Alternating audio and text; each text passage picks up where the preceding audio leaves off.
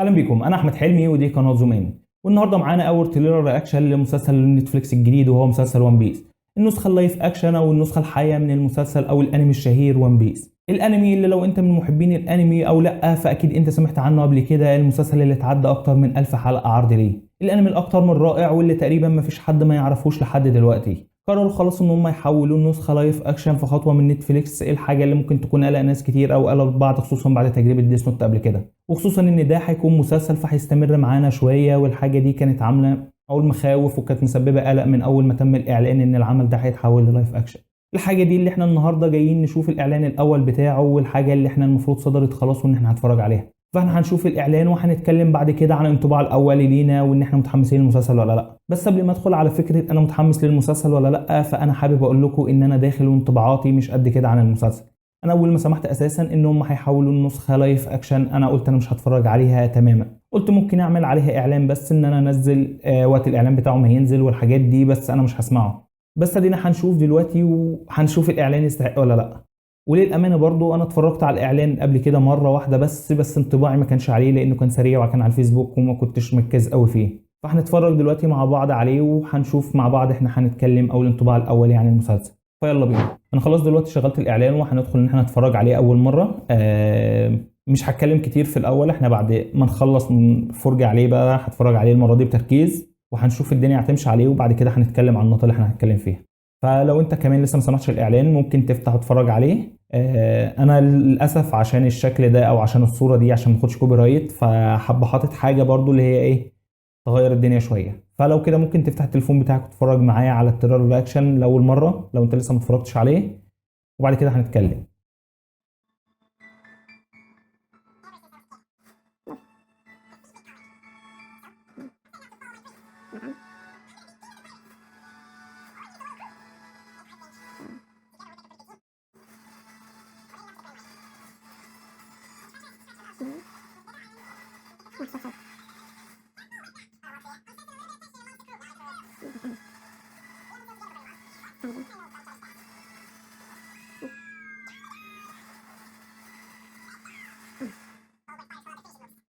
متحمس نوعا ما، أنا هسمعه تاني وهرجع اقول لكم الدنيا ماشيه ازاي. طب انا سمعت دلوقتي الاعلان اكتر من مره، بشكل ما بصراحه الاعلان فيه حاجات حلوه وحاجات وحشه، بس لحد ما الواحد معجب شويه ان هو ممكن فعلا يديله فرصه وان هو يتفرج عليه. انا انطباع الاولي مش كل الشخصيات بصراحه شايفها لايقه. تعال بقى هنتفرج على كذا حاجه ونشوف بقى الدنيا مثلا كانت ماشيه فيها ازاي. هنبدا من الاول خالص.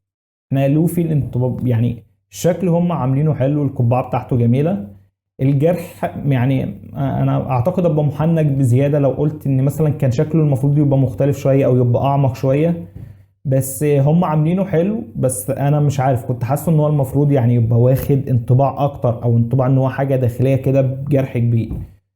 بس طبعا ده حاجه ما تفرقش، هم عاملين الحاجه دي تحفه بشكل رهيب يعني. النقطة اللي بتكلم بقى عليها هنا اللي هي مقدمة المركب بتاعته، ان وهي فاتحة بقها انا لو فاكر بالظبط على حسب كنت فاكر الشكل كان بقها مقفول في الانمي. ما اعرفش بقى هو عشان الواحد كان حبيبها قوي فهو الواحد لسه مش عارف. بس الشكل طبعا جميل جدا وهم عاملين بصراحة اداء فيه في الديكورات بالذات وفي الحاجات دي اكتر من روعة. يعني اعتقد مفيش احسن من كده. وده بقى المشهد بتاع المطعم خرافة، يعني بجد خرافة وتسلم ايد اللي عمل سواء السي جي اي او لو كان هو ديكور اكتر من روعة. يعني اعتقد الصورة بتتكلم ان هي حاجة لوحدها، يعني اكتر من كده الواحد مش عارف هو ممكن يلاقي ايه. فاللي هم بصراحة مهتمين جدا بتفاصيل، مهتمين بحاجات كتير.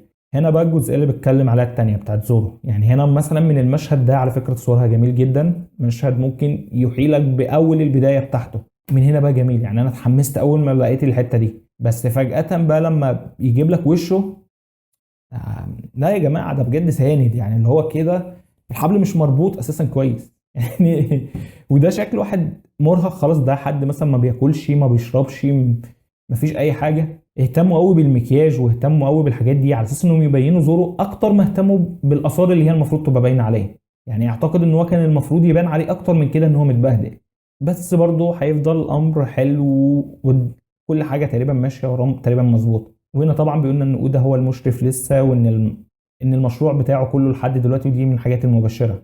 المنظر ده تحفة. يعني انا واثق ان ده سي جي اي، لان مش عارف، حاسس البحر مش طبيعي خالص. ده حاجة هم عاملينها سي جي اي. جميل جدا، المشهد لوحده جميل، فما اقدرش بصراحة اتكلم عليه اكتر من كده. لا لا، تحفة بشكل رهيب. المعركة بتاعت زورو اللي بتكلم عليها دي تاني حاجة محمساني بصراحة في الموضوع، مع ان كان في لقطة تقريبا مش عارف، حسيت ان فين اللقطة، كان في لقطة وهو بيلف السيف، حسيت الامر تقيل عليه. بس هو بصراحة عامل الموضوع 10/10 فيه. يعني القتال ده انا عاجبني جدا وهو بيقاتل بشكل رهيب. نامي، يعني نامي انا مش عارف بجد يعني اوصل لها او لسه الواحد، عشان برضو بقول ان هي ما ظهرتش كتير قوي، فمش حاسسها لسه نامي. يعني نامي شخصية مشاغبة خبيثة فوق الوصف. دي تحس نظراتها لسه مش مفهومة، بس مش خبيثة، مش وراها لسه نوايا. وخصوصا كمان ان هنا ما جابوش ان هم مثلا، ان هم هنا جابوا بدايته بزورو اما اتعرف عليه، حته سانجي والمطعم. يوسف ما جابوش لسه برضه هو اتعرف عليه ازاي. بس نامي برضه ما جابش لسه فكرتها، بس دي ممكن نبقى نشوفها في حاجات قدام او تبقى في المسلسل. الوحش ده مش عارف انت، حاسه منفصل خالص عن احداث اللي احنا بنشوفها. مش راكب قوي على الجو او على او السي جي اي بتاعه مش معمول احسن حاجه في الدنيا. يعني حاسس ان هو في لقطات يعني كان ممكن يعمل حاجه احسن من كده. الشخصيه اللي معانا في الاول مره ما خدتش بالي منها قوي، بس بعد كده خدت بالي ان هو بتاع ده اللي هو شانكس. شعره الاحمر هو بس اللي لفت انتباهي، القبعه القش قبل ما ياخدها لوفي. فدي كده وش قبل لوفي ما ياخد القبعه، فكده دي ذكريات من الماضي، فدي غالبا هتبقى في اول المسلسل، يا اما بقى تبقى محكي لنا زي ما اتحكت جوه القصه ايه اللي حصل بعد كده وهو بينقذ لوفي. غالبا ده المشهد اللي هو فقد فيه دراعه، بس انا مش متاكد بالظبط لانه مش باين لنا حاجه بالظبط قوي لسه في المشهد، لان حتى وشه ما بانش. فما اعرفش الشخصيه بتاعته هتبقى حلوه ولا لا. باجي انا لحد دلوقتي مش عارف هم اساسا هيمثلوا القدره بتاعته ازاي، بس كشكل مبدئي بصراحه اكتر من روعه. يعني حاسه هنا عكس باقي الشخصيات هو متفوق على الشخصيه اللي في الانمي، في الاعلان في الثانيتين اللي ظهر فيه. الميك اب بتاعه، الحاجات اللي فكره المهرج داخل على فكر الجوكر قوي، تحسه سايكوباتي برضه. هي الشخصيه اللي احنا شفناها، بس هنا انا مش عارف بقى القدره بتاعته هيمثلوها ازاي، ده اللي احنا هنشوفه واحنا بنتفرج. هنا يا يوسف يا جماعه فعلا والله الاختيار بتاعه عالمي عالمي. يعني افتح الانمي هات الصوره دي جنب دي، هتحسه هو بشكل ما تتخيلهوش. هي فكره بس المناخير بتاعته، بس طبيعي ده الامر ان الحاجه دي مش موجوده. واقدر لهم اكتر ان هم ما قرروش ان هم يحطوا مكياج ليه بحيث ان هم يغيروا في ملامحه. يعني كده بيرفكتو بصراحه، يعني ده اكتر شخصيه لايقه عليها بشكل رهيب. المشهد بتاع لوفي لما وقع في الميه وان اللي هينزل ينقذه هو سانجي. سانجي ما حسيتهوش قوي ان هو الشخصيه، يعني مش عارف، ممكن بقى لو كانوا جابوه بشكل مختلف او زودوا له حاجات، مثلا الولاعه بتاعته باستجاره بالحاجات من دي، مش عارف. بس فكرة مشهد إنقاذه لوفي بصراحة جميل جدا، وبيفكر الواحد بحاجات في الأنمي أو حاجات في اللي احنا اتفرجنا عليها قديمة، على نوع من أنواع الذكريات. يعني ممكن ده اللي ممكن يكون جاذب الواحد. ده اللي بتكلم عليه. المعركة هنا اللي لوفي بيخوضها، أعتقد إن هو المفروض بيعمل الحركة بتاعته المطاطي والدراع بتاعه، بس الموضوع مش ماشي. مش ماشي، هما ما وضحوهاش قوي. فعشان كده اتمنى ان تصميم المعارك تبقى حلوه بشكل احسن بكتير من ان الواحد خايف منه. يعني على الاقل تبقى مقبوله. لو مش هتعمل سي جي اي محترم جامد، يبقى خليه يتخانق بشكل مقبول، يعني يبقى بيضرب بشكل مقبول جدا، مش هزعل من كده. زورو وفكره الثلاث سيوف الحته دي مجنناني بصراحه. يعني اتمنى ان المشاهد دي لما تتعمل تبقى معموله بشكل خرافي. يعني ما يستخدمش الزيف اللي في بقه كتير، بس يستخدم التانيين. انا حب راضي جدا وانا بتفرج عليه. يوسف طبعا والتنشيل بتاعه، يعني انا بصراحه عاجبني. يعني انا عاجبني. انا ما كنتش متحمس قبل زي ما قلت لكم ما كنتش متحمس ان اتفرج عليه اساسا. ففكره كده حاجه حلوه.